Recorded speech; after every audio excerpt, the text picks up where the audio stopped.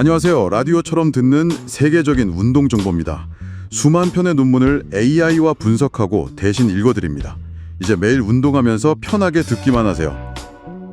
열심히 운동하고 식단도 잘 지켰는데 주말에 술 한 번 마시면 노력이 확 사라지는 것 같다고요. 왜 술만 들어가면 그렇게 고칼로리 음식이 당기는 걸까요? 오늘 알코올이 우리 몸 그리고 운동 결과에 미치는 영향을 좀 과학적으로 파헤쳐 볼 건데요. 이게 의지력 문제가 아니더라고요. 특히 알코올이 지방 연소를 어떻게 딱 멈추게 하는지, 그리고 술자리 전후에 뭘 해야 손실을 좀 줄일 수 있는지 그 방법 알려드릴 테니까요. 오늘 끝까지 잘 들어주세요. 알코올이 체지방에 미치는 영향, 이게 단순히 칼로리가 높다 이런 차원을 넘어서는 문제더라고요. 우리 몸이 지방을 태우는 그 능력 자체를 아예 방해하는 과정이 시작되는 거죠. 네, 맞습니다. 그 알코올이라는 게 그램당 7kcal로 칼로리가 꽤 되는데 이게 다른 영양소랑 좀 달라요. 몸에 저장이 안 되거든요. 저장이 안 된다고요? 네, 그래서 간에서 최우선으로 이걸 해독하고 대사하려고 합니다. 그러다 보니까 간이 원래 해야 하는 일, 예를 들면 지방을 태우는 그런 중요한 대사 활동은 뒤로 미루게 되는 거죠. 아, 다른 일은 올스톱 시키고 알코올 해독부터 하는 거군요. 그렇죠. 이 과정에서 몇 가지 좀 구체적인 메커니즘이 작동하는데요. 우선 알코올 대사가 세포 내의 에너지 비율, 그 NADH 대 NAD 플러스 비율을 확 높여버려요. 이게 높아지면 지방산을 태우는 우리 몸의 주요 공장, 미토콘드리아의 핵심 기능인 베타산화가 잘 안 돌아갑니다. NAD 플러스라는 물질이 부족해져서요. 연료 공급이 원활하지 않게 되는 거네요. 네, 그리고 또 AMPK라는 효소 활성이 줄어들면서 CPT1이라는 효소 기능도 떨어져요. CPT1은 지방산을 미토콘드리아 안으로 이렇게 들여보내는 문지기 같은 역할인데 이 문지기가 제대로 일을 못하게 되는 거죠. 말로닐 코에라는 물질 증가도 CPT1을 방해하고요. 문이 막히니까 지방에 들어가서 탈 수가 없는 거군요. 맞습니다. 게다가 PPRF라고 지방산 처리에 관여하는 유전자의 스위치도 내려가고요. 또 알코올 자체나 그 분해산물인 아세트알데히드가 미토콘드리아에 직접적인 독성을 보여서 지방산이 드나드는 통로 자체를 막아버리기도 합니다. 와, 그러니까 알코올 자체 칼로리도 문제인데 우리 몸의 지방 연소 시스템을 그냥 꺼버리는 거네요. 그럼 술 마실 때 같이 먹은 안주, 특히 기름진 것들은 태워질 기회조차 없이 바로 저장될 가능성이 엄청 커지겠어요. 네, 그렇습니다. 그래서 술 마시면 살이 찐다는 게 단순히 칼로리만의 문제는 아닌 거죠. 처리되지 못한 지방이 간에 쌓이면 그게 또 지방간으로 이어질 위험도 높아지고요. 아, 그리고 술 마신 다음에 꼭 밤늦게 라면이나 피자 이런 게 당기는 거 이것도 그냥 기분 탓이 아니라고요? 네, 이것도 생리적인 이유가 있습니다. 알코올이 뇌의 시상하부라는 영역에 직접 영향을 주는데요. 특히 배고픔을 아주 강하게 느끼게 만드는 AGRP 뉴런이라는 걸 활성화시켜요. 그래서 실제로는 알코올로 칼로리를 꽤 섭취했는데도 뇌는 아직 배고프다, 더 먹어야 한다, 이런 신호를 계속 보낼 수 있는 거죠. 어쩐지 배가 부른데도 계속 허기진 느낌이 들 때가 있더라고요. 그리고 또 하나는 알코올 마시고 나면 혈당이 일시적으로 뚝 떨어지는 반응성 저혈당 같은 상태가 올 수 있어요. 아, 혈당이 떨어지면 네, 우리 몸은 빨리 혈당을 정상으로 돌리려고 하거든요. 그러려면 탄수화물이 가장 빠르니까 라면이나 빵, 피자 같은 고탄수화물 음식이 갑자기 확 당기게 되는 겁니다. 거기에다가 알코올 때문에 전전두피질 기능까지 떨어져서 충동 조절이 잘 안 되니까? 그렇죠. 평소 같으면 이거 먹으면 안 되는데 하고 참을 만한 음식도 그냥 먹게 되는, 어찌 보면 완벽한 조건이 만들어지는 셈이죠. 정말 그렇네요. 근데 이게 끝이 아니라는 거죠? 더 근본적인 문제로 알코올이 장 건강을 망가뜨려서 만성염증을 유발하고 이게 결국 살찌는 체질로 이어질 수 있다고요? 네, 그 부분 상당히 중요합니다. 만성적으로 술을 마시면 장내 미생물 환경이 완전히 깨져요. 흔히 말하는 장내 세균 불균형, 디스바이오시스가 생기는 건데요. 유익균은 줄고 유해균이 판을 치게 됩니다. 동시에 알코올이 장점막 세포들 사이를 촘촘하게 연결하는 치밀결합, 타이트 정션이라는 구조를 손상시켜요.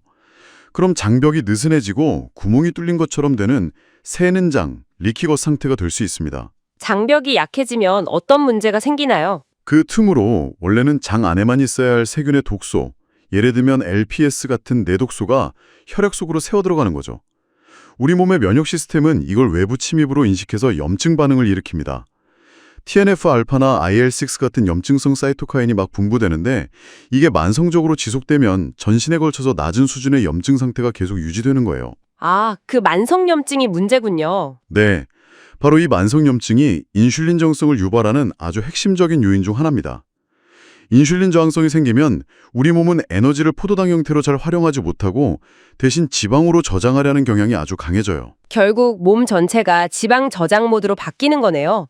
효율은 떨어지고 저장만 하려는 상태로. 맞습니다. 게다가 장 손상 때문에 비타민 B군이나 아연 같은 필수 밀양 영양소 흡수율까지 떨어질 수 있어서 전반적인 대사 효율도 더 나빠질 수 있고요. 그러니까 결국 알코올은 칼로리 자체의 문제를 훨씬 넘어서는 거예요. 지방 연소를 직접 억제하고 식욕 조절 시스템을 교란시키고 또 장 건강을 파괴해서 만성 염증을 유발하는 정말 여러 경로를 통해서 체지방 감량을 방해하고 오히려 지방 축적을 촉진하는 역할을 하는 거죠. 이게 단순히 의지의 문제가 아니라 우리 몸의 생화학적인 환경 자체가 살이 찌기 쉬운 쪽으로 변하는 과정으로 봐야 합니다. 술자리 전에 미리 준비하는 게 정말 중요하다고들 하죠. 네, 맞습니다. 특히 그 빈속에 술을 마시면 혈중 알코올 농도가 너무 확 오르잖아요. 그렇죠. 그래서 보통 술 마시기 한두 시간 전쯤 식사를 하는 게 좋다고들 하죠. 아, 식사를 하는 거요? 네, 식사를 하면 위에서 음식이 소장으로 내려가는 속도가 좀 느려져요. 위 배출 지연이라고 하는데요. 위 배출 지연이요? 네, 이것 덕분에 알코올 흡수가 좀 천천히 되고요.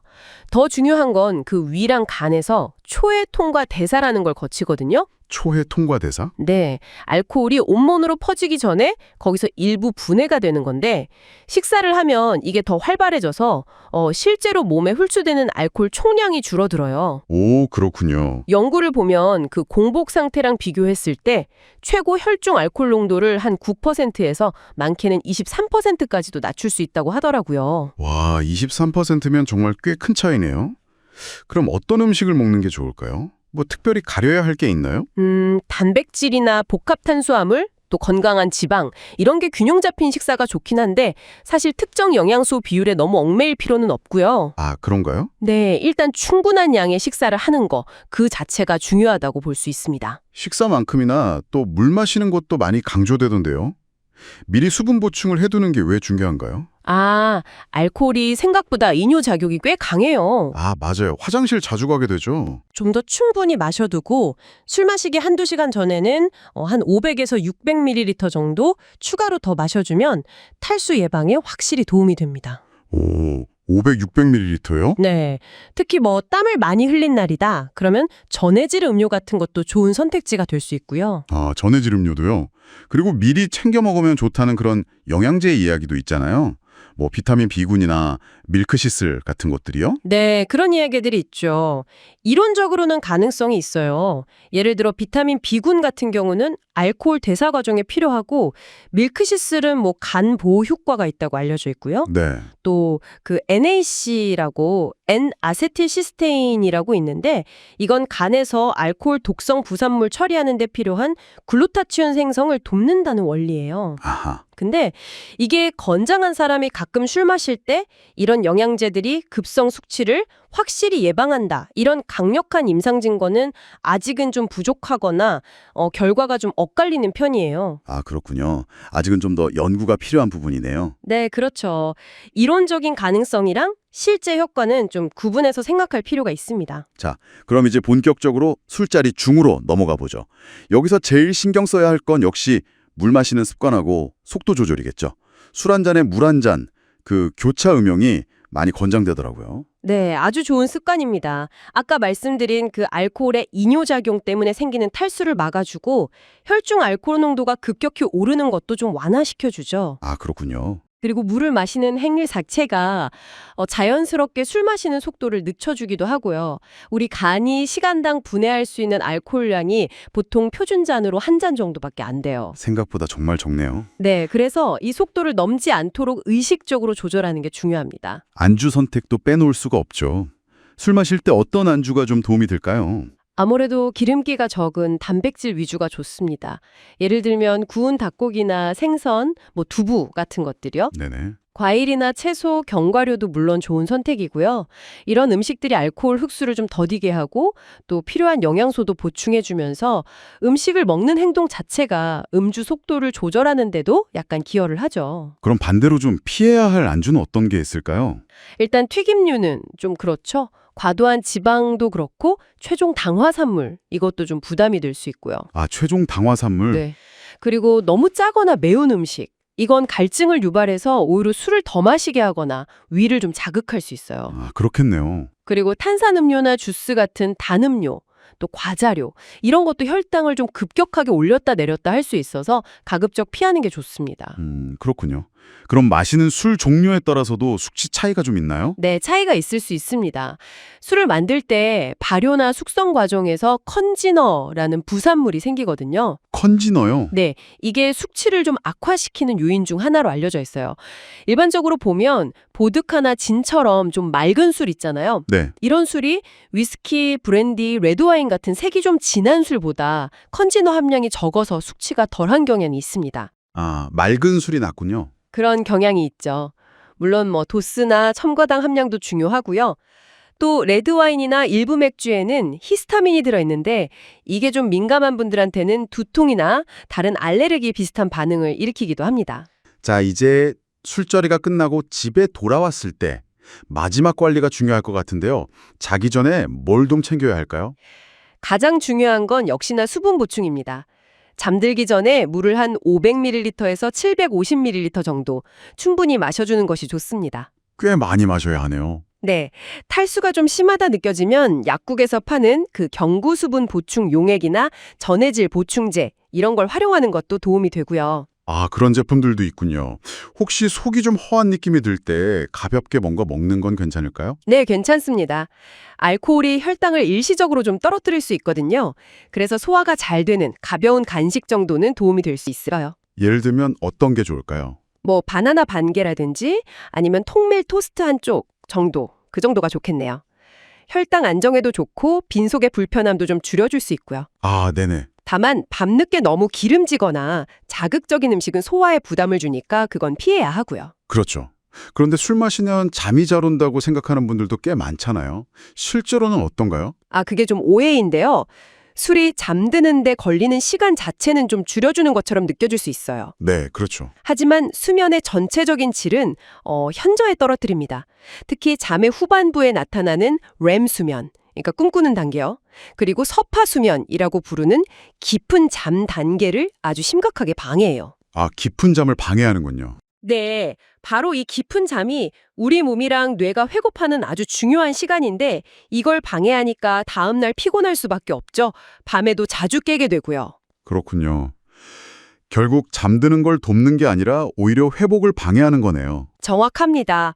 그래서 술 마신 날 밤에는 뭐 완벽할 수는 없겠지만 그래도 최대한 침실을 좀 어둡고 조용하고 시원하게 유지해서 수면의 질 저하를 조금이라도 줄여보려는 노력이 필요합니다. 네. 숙취라는 게 결국 우리 몸이 그 처리 능력을 넘어선 알코올에 대해서 보내는 일종의 이상 신호 같은 거니까요. 이런 단계별 관리법들을 통해서 그 신호의 강도를 조금이나마 낮춰볼 수 있기를 바랍니다. 운동 후에 마시는 술, 이게 힘들게 한 운동 효과를 다 깎아먹는 회복 부채를 만든다고 하잖아요. 구체적으로 우리 몸에서는 어떤 일이 벌어지는 건가요?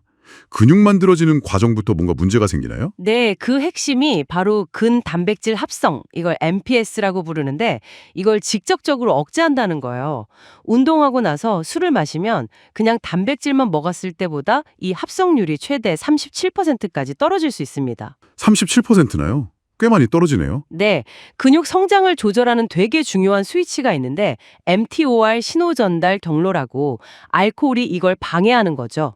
뭐랄까, 근육 만드는 공장이 있으면 그 가동 스위치를 그냥 꺼버리는 거랑 비슷해요. 아, 우리 몸이 알코올을 약간 독소처럼 보고 다른 일 제쳐두고 해독부터 하느라 그런 건가요?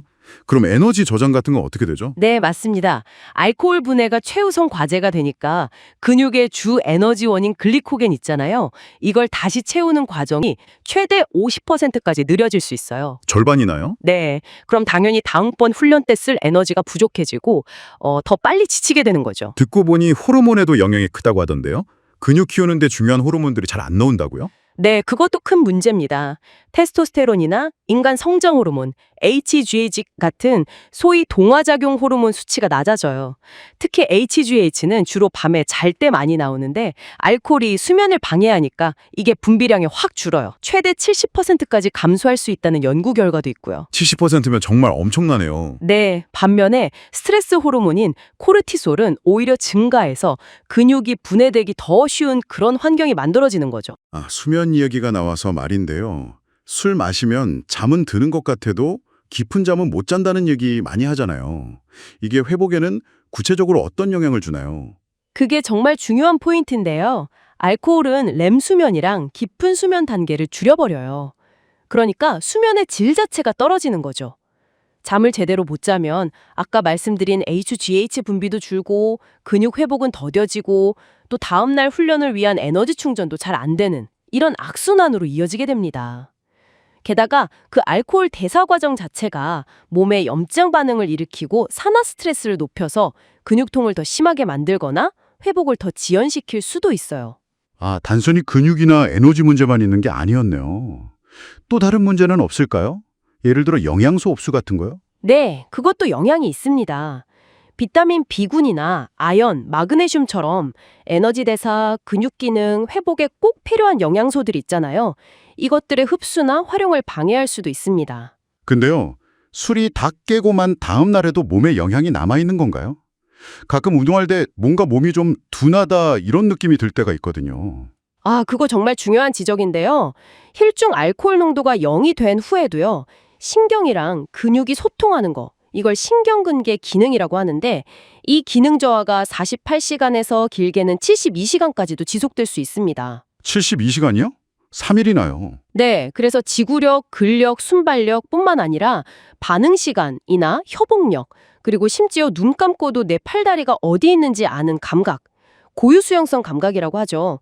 이런 것까지 다 떨어뜨려요.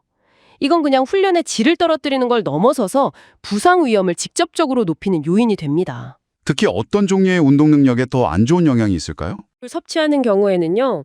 뜻이 속근섬유라고 부르는 제2형 근섬유의 크기가 좀 선택적으로 줄어드는 경향이 있어요.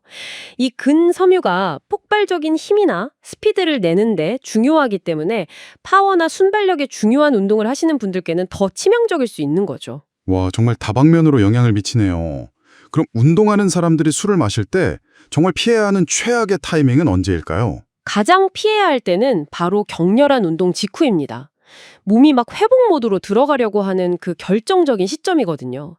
근데 이때 알코올이 딱 들어가면 회복 과정을 직접적으로 방해하게 되는 거죠. 운동 끝나자마자는 정말 안 좋군요. 네, 최소한 4시간에서 6시간, 이상적으로는 그냥 다음 날까지 기다리는 게 좋습니다. 운동 직후에는 일단 영양 보충이랑 수분 섭취, 이걸 최우선으로 해야 하고요. 그럼 중요한 경기나 아주 힘든 훈련을 앞두고 있다면요. 언제부터 술을 피해야 할까요? 아까 말씀드린 것처럼 수행 능력 저하가 최대 72시간까지 갈 수 있으니까요.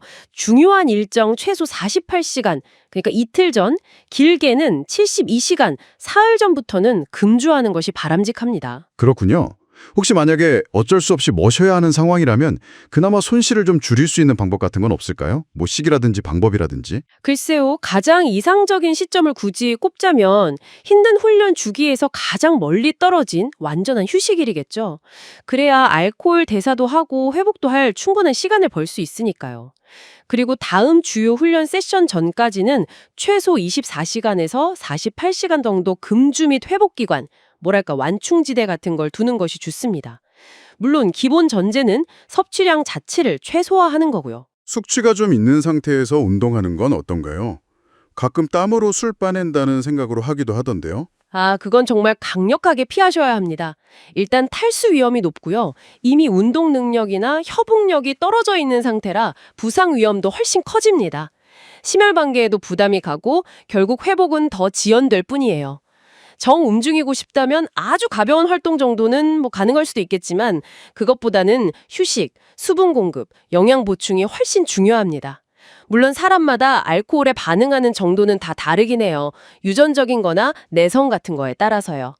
따라서 이런 과학적인 원리들을 일단 이해하고 우리 몸이 어떻게 반응하는지 스스로 잘 관찰하면서 자신에게 맞는 전략을 조절하는 그런 지혜가 필요합니다. 결국 알코올 섭취 시기와 양을 잘 조절하는 것이 근손실을 최소화하는 전략이 되겠네요. 그렇다면 여기서 한 걸음 더 나아가서 만약 알코올의 간섭을 완전히 배제했을 때 우리가 얻을 수 있는 잠재적인 운동 능력 향상의 최대치는 과연 어느 정도일지 궁금해지네요. 숙취라는 게 그냥 단순히 머리 아프고 목마른 상태가 아니더라고요. 네, 맞습니다. 우리 몸의 여러 시스템이 뭐랄까 동시에 공격받는 복합적인 현상으로 봐야 해요. 그 주범 중 하나로 항상 꼽히는 게 아세트알데히드죠. 그렇죠. 에탄올, 그러니까 술의 주성분이 간에서 ADH 효소로 분해되면서 생기는 건데 이게 독성이 꽤 강합니다. 아, 그래서 술 마시면 얼굴 빨개지고 속 안 좋고 그런 거군요. 네, 그 아세트알데히드가 다시 ARDH라는 효소로 분해돼서 독성이 덜한 아세테이트가 되어야 하는데 이 과정이 느린 분들이 있어요. 그게 잘 안 되면 몸에 쌓이는 거고요. 맞아요. 그럼 이제 메스꺼움, 두통, 얼굴 확 붉어지는 거 이런 증상이 나타나고 심하면 세포 손상까지 갈 수 있죠. 특히 동아시아인 중에 ALDH 효소 활성이 낮은 유전적 특징을 가진 분들이 있다고 들었어요. 네, 흔히 아시안 플러시라고 부르는 현상과 관련이 깊습니다. 같은 양을 마셔도 숙취가 더 심할 수 있는 거죠. 아세트알데히드 말고도 또 다른 원인들 있죠? 탈수 같은 거요? 그럼요. 탈수와 전해질 불균형도 정말 중요합니다. 알코올이 바소프레신이라는 호르몬 분비를 억제하거든요. 아, 그래서 화장실을 자주 가게 되는 거군요. 네, 소변량이 늘면서 몸에서 수분하고 나트륨, 칼륨 같은 필수 전해질이 같이 빠져나가니까요. 이게 두통이나 심한 갈증, 피로감의 원인이 되고요. 염증 반응 이야기도 있던데요. 네, 그것도 중요해요. 알코올이랑 아세트알데히드가 몸의 면역 체계를 자극해요. 그래서 염증성 사이토카인이라는 물질 분비가 늘어나죠. 그게 몸살 기운이나 두통, 메스꺼움을 일으키는 거고요. 맞습니다. 직접적인 원인이 될 수 있어요. 그리고 글루타마이트 반동 현상도 있어요. 글루타메이트 반동이요? 그건 뭔가요? 알코올이 뇌 활동을 좀 억제하는데 술이 깨면서 뇌가 갑자기 과하게 흥분하는 상태가 되는 거예요. 그래서 불안하거나 짜증나고 잠도 잘 못 자게 될 수 있죠. 아, 정말 여러 가지가 얽혀 있네요. 수면의 질도 떨어뜨리고 또 뭐 컨디너 같은 것도 있다면서요? 네, 위스키나 와인처럼 색이 좀 진한 술에 많은 발효부산물인데 이것도 숙취를 악화시킬 수 있고요. 일부 술에 있는 히스타민이나 장내 미생물 환경 변화 같은 것도 요인이 될 수 있습니다. 정말 복합적이네요. 그럼 이 지긋지긋한 숙취, 어떻게 하면 좀 빨리 벗어날 수 있을까요? 가장 기본적이면서 제일 중요한 건 수분하고 전해질 보충입니다. 일어나자마자 물부터 충분히 드시는 게 좋아요. 그냥 물보다 더 좋은 게 있을까요? 아, 네. 그냥 물도 좋지만 이왕이면 경구 수분 보충 용액 ORS나 전해질 정제를 물에 타서 마시면 더 효과적일 수 있습니다. 전해질까지 같이 보충해 주니까요. ORS는 집에서도 만들 수 있다고요? 네, 간단해요. 물 4컵, 그러니까 약 1리터 정도에 소금 반 티스푼, 설탕 2테이블스푼 정도 섞으면 비슷하게 만들 수 있어요. 오, 그렇군요. 스포츠 음료는 어떤가요? 스포츠 음료도 도움이 될 수는 있는데 당 함량이 생각보다 높은 경우가 많아서 그건 좀 주의하시는 게 좋습니다. 수분 보충이랑 같이 뭐 먹는 것도 중요하겠네요. 속이 불편할 텐데 뭘 먹어야 할까요? 일단 위에 부담이 적고 소화 잘 되는 음식이 좋겠죠? 토스트나 크래커 같은 거요. 과일은요? 바나나 좋아요. 칼륨이 풍부하거든요. 그리고 계란도 괜찮습니다. 시스테인이라는 아미노산이 아세트알데히드 분해를 돕는다고 알려져 있고요. 국물 종류는 어때요? 해장국 같은 거요? 맑은 닭고기 수프 같은 거 아주 좋죠. 영양과 수분을 같이 보충할 수 있으니까요. 근데 너무 기름지거나 맵고 짠 해장라면 같은 건 오히려 위를 자극할 수 있으니 피하는 게 낫습니다. 아, 그럼 콩나물국이나 북엇국 같은 맑은 국이 더 낫겠네요. 네, 아주 좋은 선택입니다. 수분, 전해질 보충에도 좋고 또 콩나물이나 북어에 숙취 해소에 도움이 되는 성분들이 있거든요. 과학적으로도 근거가 있는 편이고요. 그리고 역시 푹 쉬는 게 중요하겠죠? 당연하죠. 충분한 휴식이랑 수면이 필수입니다. 몸이 스스로 회복하고 호르몬 균형을 되찾을 시간이 필요하니까요. 머리 아플 때 진통제 먹는 건 괜찮나요? 아, 진통제는 좀 신중해야 합니다. 이부프로펜 같은 NSAIDs 계열은 음식하고 같이 먹으면 두통 완화에 도움이 될 수 있어요. 근데 빈속에 먹으면 위장장애를 일으킬 수 있고요. 타이레놀은요? 아세트아미노펜 계열, 그러니까 타이레놀 같은 약은 음주 후에는 가급적 피하는 게 좋습니다. 간에 부담을 줄 수 있거든요. 알코올 해독하느라 이미 지친 간에 더 부담을 주는 거죠. 그럼 약보다는 그냥 쉬는 게 낫겠네요. 증상이 아주 심하지 않다면요. 오히려 가볍게 걷거나 스트레칭하는 게 혈액순환도 돕고 기분 전환에도 도움이 될 수 있어요. 물론 격렬한 운동은 절대 안 됩니다. 탈수 심해져요. 최근에 앤드류 후버만 교수 같은 분들은 좀 더 근본적인 접근을 이야기하던데요. 네, 맞아요. 후버만 교수는 단순히 증상만 없애는 게 아니라 알코올 때문에 생긴 몸 시스템의 교란 자체를 바로잡는 데 초점을 맞추죠. 예를 들면 어떤 게 있을까요? 장 건강을 아주 강조합니다. 알코올이 장내 미생물 균형을 깨고 염증을 유발하니까 평소에 김치나 요거트 같은 발효식품에 먹거나 프로바이오틱스를 챙겨 먹는 게 장기적으로 도움이 될 수 있다는 거죠. 장 건강이 숙취랑도 관련이 있군요. 네. 그리고 비타민 B군, 특히 엽산이나 B12 보충도 권장하는데요. 알코올이 이 비타민들 흡수를 방해하거든요. 흥미로운 게 냉수 샤워 같은 것도 언급하던데요. 땀 빼는 거랑은 다른 거죠? 네, 전혀 다릅니다. 땀으로 독소 뺀다는 건 사실 좀 잘못된 상식에 가깝고요. 냉수 노출은 도파민이나 노르에피네프린 분비를 촉진해서 그 숙취 때문에 처지고 기운 없는 상태를 좀 개선하는 데 도움을 줄 수 있다는 거예요. 신경 조절 효과죠.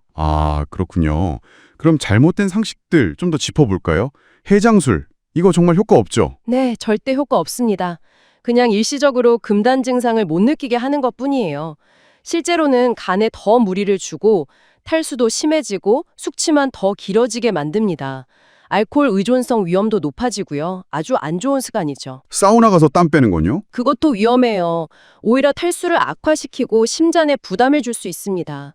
알코올은 90% 이상 간에서 대사되지 땀으로 배출되는 양은 정말 얼마 안 돼요. 시중에 파는 숙취 해소제들은 어떤가요? 종류가 정말 많던데요? 사실 대부분은 그 효과에 대한 확실한 과학적 근거가 좀 부족합니다.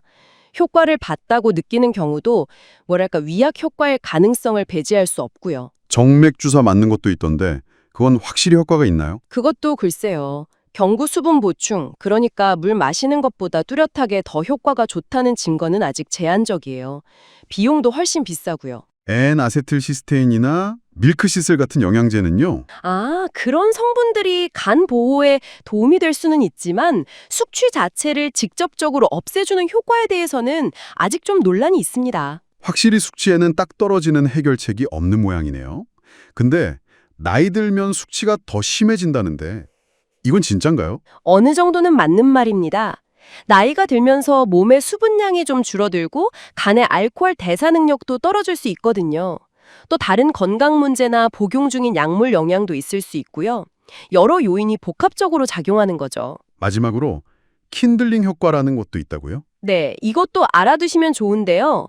킨들링 효과는 과음을 반복하고 숙취 같은 금단 증상을 자꾸 겪다 보면 뇌가 점점 더 민감해진다는 개념이에요. 점점 민감해진다. 네, 그래서 나중에는 예전보다 더 적은 양의 술을 마셔도 더 심한 숙취나 금단 증상을 경험하게 될 수 있다는 거죠.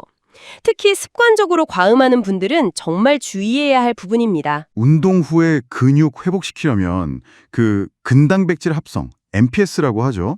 이게 핵심인데 알코올이 이걸 좀 확실히 방해하네요. 네, 맞습니다. 그 2014년 연구를 보면요. 격렬한 운동하고 나서 단백질만 섭취한 그룹이랑 비교했을 때 알코올이랑 단백질을 같이 먹으면 MPS가 한 24% 정도 줄었어요. 24%나요? 꽤 많이 줄어드네요. 네. 그리고 알코올이랑 탄수화물을 같이 먹으면 이건 더 심해서 약 37%까지도 감소했죠. 와, 37%. 운동 끝나고 그냥 단백질 안주에 맥주 한 잔, 이 정도는 괜찮겠지? 했는데 그게 아니군요. 회복 효과를 확 깎아먹는 거네요. 그렇죠. 특히 섭취량도 중요해요.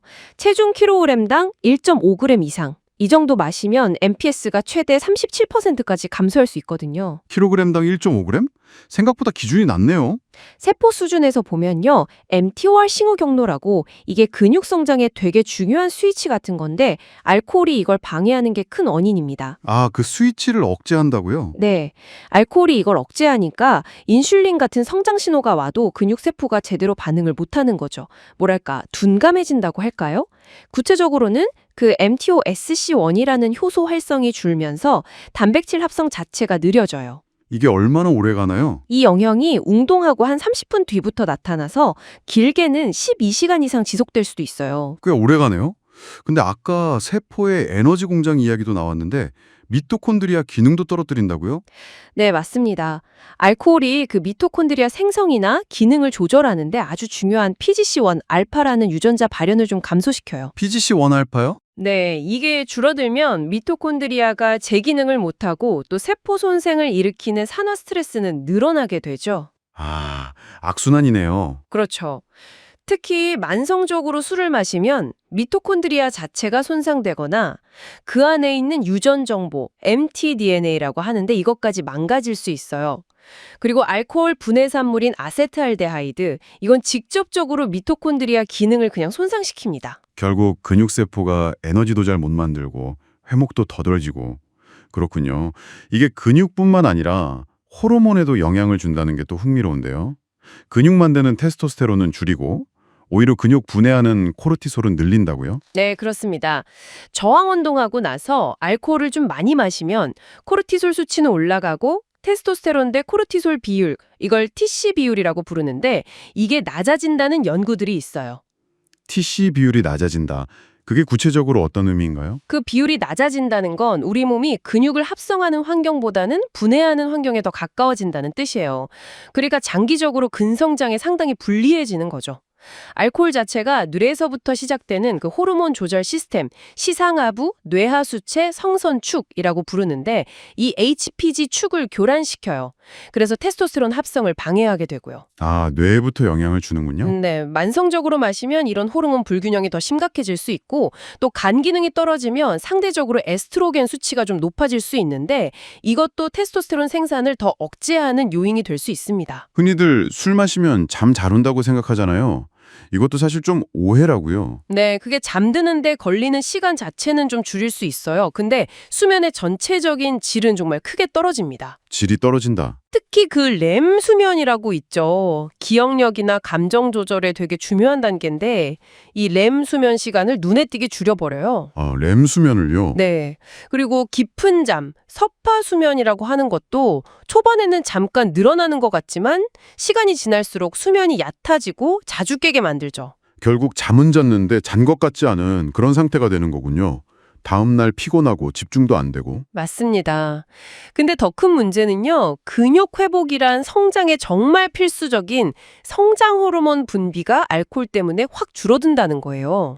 성장 호르몬까지요? 네. 성장 호르몬은 주로 깊은 잠을 잘 때 많이 분비되거든요. 근데 알코올이 이 깊은 잠을 방해하니까 밤사이에 충분히 회복하기가 어려워지는 거죠. 게다가 알코올은 수면 유도 호르몬인 멜라토닌 분비는 억제하고 스트레스 호르몬인 코르티솔은 또 증가시켜서 수면의 질을 더 안 좋게 만드는 악순환이 생겨요. 결국 이렇게 되면 운동 능력 자체도 떨어질 수밖에 없겠네요.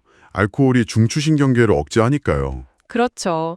정교한 운동 기술이나 균형 감각, 몸의 협응 능력 이런 것들이 손상되는데요. 이런 효과가 술 마시고 나서 최대 72시간까지도 갈 수 있어요. 72시간이요? 꽤 길게 가네요. 네, 반응 속도나 인지 기능도 느려져서 판단력이나 집중력도 좀 흐려지고요. 지구력도 떨어지고 쉽게 피로를 느끼게 됩니다. 이유를 좀 보면 알코올이 간에서 포도당을 새로 만드는 걸 방해해서 혈당을 낮출 수도 있고요. 또 에너지원인 ATP 생성이나 지방 쓰는 걸 방해해서 글리코겐 고갈을 좀 앞당길 수도 있어요. 에너지 공급에도 문제가 생기는군요. 네. 그리고 또 하나 중요한 게 강력한 이뇨작용으로 탈수를 유발한다는 겁니다. 항이뇨 호르몬 분비를 억제해서 그래요. 아, 술 마시면 화장실 자주 가는 게 네, 바로 그겁니다. 탈수가 되면 혈액량도 줄고 근육으로 산소 공급도 잘 안 되고 체온 조절 능력까지 떨어지니까 전반적으로 운동 능력이 팍 떨어지죠. 과음한 다음날 숙취도 정말 무시 못하죠. 머리 아프고 속 안 좋고 피곤하고 이런 상태에서 운동은 뭐 거의 불가능한데요. 그렇죠. 한 연구에서는 숙취가 운동 능력을 최대 11%까지 떨어뜨릴 수 있다고 보고하기도 했어요. 11%면 엄청난데요. 네. 숙취 상태에서 억지로 운동하면 탈수가 더 심해지고 부상 위험도 훨씬 커지고요. 결국 정리해보면 알코올은 근육 성장, 호르몬, 수면, 운동 능력까지 뭐 하나 빠짐없이 우리 몸의 회복과 운동 시스템 전반에 부정적인 영향을 미치는 거죠. 아무리 운동 끝나고 단백질 잘 챙겨 먹고 푹 자려고 노력해도 그 술 한 잔 때문에 이런 회복 전력들의 효과가 크게 반감될 수 있다는 겁니다. 그냥 효과만 줄이는 게 아니라 시스템 전체를 좀 교란시키는 거네요. 맞습니다. 그리고 이 영향이 마신 직후뿐 아니라 아까 말씀드린 것처럼 최대 72시간까지 갈 수 있고 장기적으로는 미토콘드리아 손상처럼 만성적인 세포 기능 저하로 이어질 수 있다는 점을 꼭 기억해야 합니다. 결국 열심히 운동하고 잘 챙겨 먹는 우리 노력이 알코올 때문에 너무 쉽게 무너질 수 있다는 거네요. 뭐 가끔 한두 잔 정도는 괜찮겠지 하는 생각이 우리 몸의 회복 시스템에는 생각보다 훨씬 큰 영향을 줄 수 있다는 점, 이건 정말 한번 고민해 볼 필요가 있겠습니다. 세계보건기구, 그러니까 WHO 입장은 명확하죠. 건강 면에서는요, 안전한 알코올 섭취 수준은 없다. 딱 이렇게 말하더라고요. 어떤 양이라도 암 위험 같은 그런 건강상 해를 끼칠 수 있다. 이런 이야기고요. 핵심은 많이 마시면 해롭고 덜 마시면 뭐 상대적으로 안전하다는 거겠죠. 바로 그 점입니다. 과거에는 아시겠지만 소량 음주가 뭐 심혈관에 좋다, 이런 주장도 일부 있었는데요. 근데 최신 연구나 WHO 입장은 명확히 그걸 반박하고 있습니다. 알코올에 대한 인식을 좀 근본적으로 바꿔야 한다, 이런 신호로 봐야겠죠. 그런데 사실 현실적으로 술을 아예 안 마시긴 좀 어려우니까요. 어느 정도 기준이 필요할 텐데 미국 국립 알코올 남용 중독 연구소 NIAAA 여기서 저위험 음주 가이드라인이라는 걸 내놓긴 했더라고요. 근데 이게 정말 위험이 낮다, 이렇게 안심해도 되는 걸까요? 네, 그 점을 좀 주의해야 합니다. 이건 말씀하신 대로 무위험이랑은 명백히 다르고요. 어디까지나 문제 발생 가능성을 줄이기 위한 참고치, 딱 그 정도입니다. 구체적인 수치를 보면 남성의 경우 65세 이하면 하루 표준잔 넉 잔 이하, 그리고 주 14잔 이하, 여성분들이나 66세 이상 남성은 하루 3잔 이하, 또 주 7잔 이하, 이렇게 제시하는데요. 여기서 표준잔은 보통 순수 알코올 한 10에서 14g 정도를 말하고요. 그리고 참고로 미국 농무부 같은 데서 나온 식생활 지침은 이거보다 더 엄격해요. 남성은 하루 2잔, 여성은 하루 1잔 이하.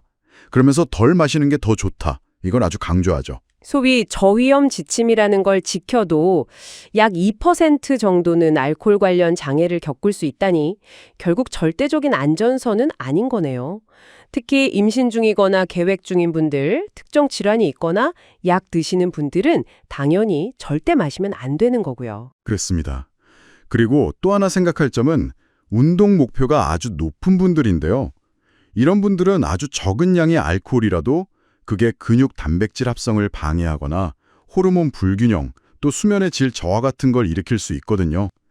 그래서 이런 경우에는 이 가이드라인보다 훨씬 더 엄격한 기준이 필요할 수 있습니다. 아예 안 마시는 게 좋을 수도 있고요. 알코올 영향이 사람마다 참 다르다는 점도 중요하잖아요. 특히 성별 차이가 크다고 알려져 있고요. 네, 생물학적 차이가 분명히 있습니다. 여성분들은 남성분들보다 알코올 분해 요소 ADH라고 하죠. 이 활성이 좀 낮아요. 특히 위장에서의 활성 차이 때문에 같은 양을 마셔도 더 많은 알코올이 혈류로 흡수될 가능성이 있고요. 그리고 체내 수분 함량도 일반적으로 여성이 좀 낮아서 같은 양을 마셔도 혈중 알코올 농도, BAC라고 하죠. 이게 더 쉽게 높아집니다. 이런 이유들 때문에 여성분들은 더 적은 양으로도 간 손상이나 심근병증 같은 알코올 관련 질병 위험이 더 높아지는 경향이 있는 거죠. 아, 그렇군요. 성별 차이 말고 유전적인 요인도 무시 못한다고 하던데요.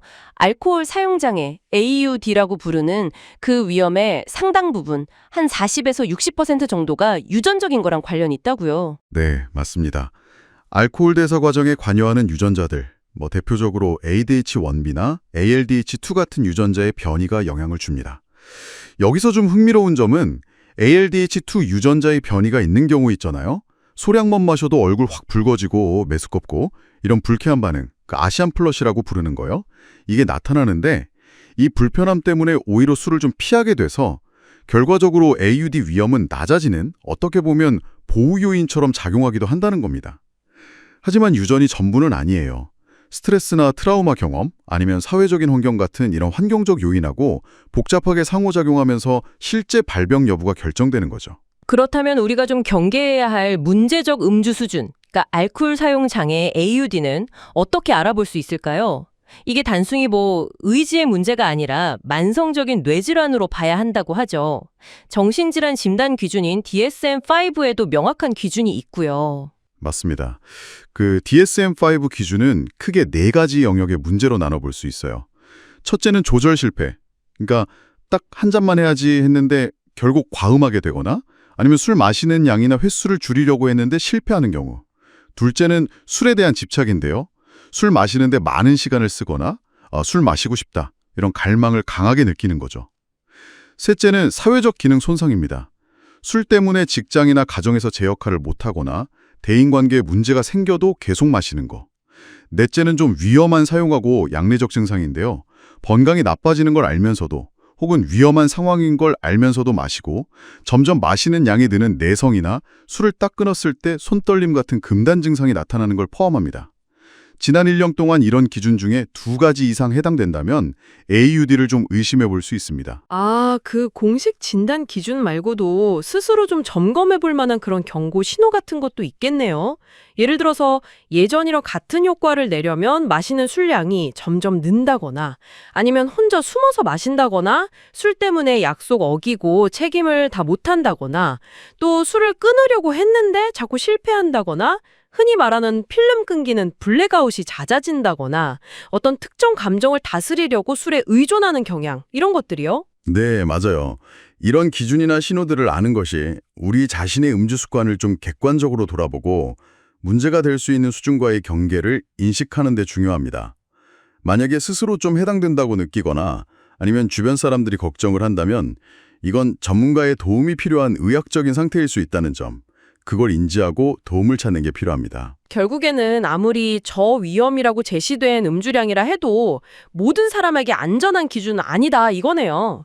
개인의 건강 상태나 목표, 유전적인 소인, 성별에 따라서 그 영향이 크게 달라질 수 있다는 점, 이걸 꼭 기억해야 할 것 같습니다. 네.